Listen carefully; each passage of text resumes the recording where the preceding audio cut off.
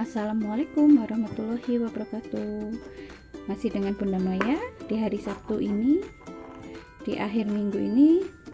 Hari ini Bunda akan menjelaskan tentang tema ya Nana. Kalau tadi sudah menjelaskan matematika, sekarang menjelaskan tema. Kita sudah masuk di tema 5, subtema 2 dan berada di PP1.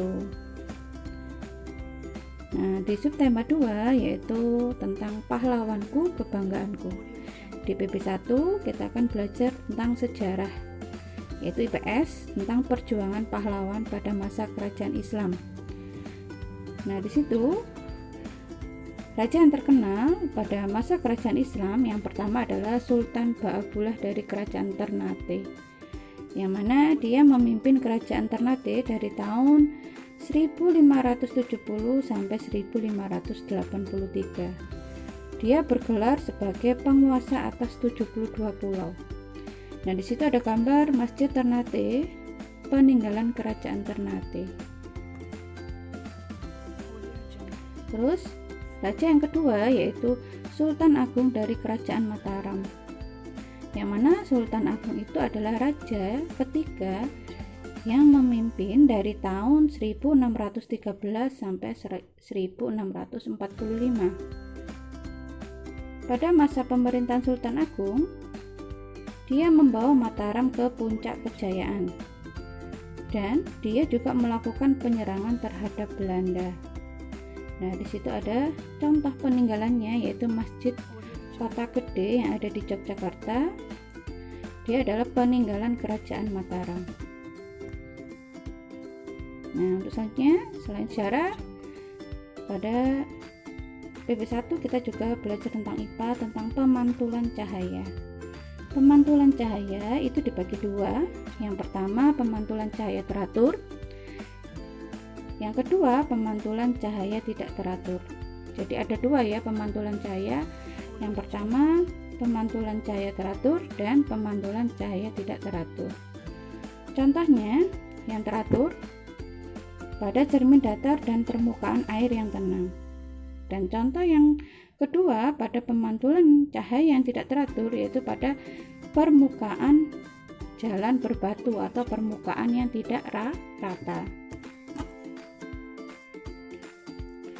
Situ ada contohnya pemantulan cahaya teratur. Pemantulan teratur itu ada pada cermin. Nah, situ ya. Sama pemantulan teratur pada permukaan air danau yang tenang. Airnya tidak berombak maupun bergerak atau mengalir. Terus contoh pemantulan cahaya yang tidak teratur. Yang pertama, pemantulan tidak teratur pada permukaan air yang bergelombang sehingga cahaya yang dihasilkan juga tidak teratur.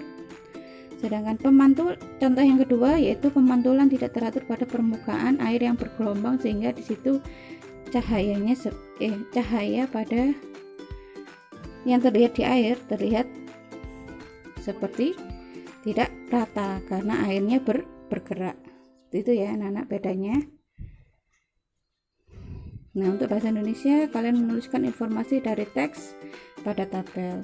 Sekali lagi, sebelum kalian menuliskan informasi, kalian harus membaca teks dengan cermat. Situ, tahukah kamu cara menulis informasi dari teks pada tabel? Bacalah teks dengan cermat. Dan sekali lagi harus membaca. Kemudian buatlah catatan singkat mengenai hal pokok yang dibicarakan dalam bentuk tabel. Kemudian kalau kamu sudah membaca, kamu menuliskan hal pokoknya ke dalam bentuk tabel. Nah, untuk tugas PP1 kalian mengerjakan Ayo Berlatih halaman 96 ditulis di buku tulis tema, dan mengerjakan Ayo Berlatih halaman 97 ditulis di buku paket. Nah, sekali lagi dilihat perintahnya atau didengarkan perintahnya atau dibaca perintahnya. Ya Nana, jadi karena sudah kelas 4, belajar bertanggung jawab tentang tugasnya. Semakin kamu dewasa, semakin harus bertanggung jawab terhadap segala tugas, baik itu tugas di sekolah, di rumah, atau di mana saja. Nah, sekian penjelasan dari Bunda Maya. Bunda Maya mohon maaf apabila ada salah. Wassalamualaikum warahmatullahi wabarakatuh.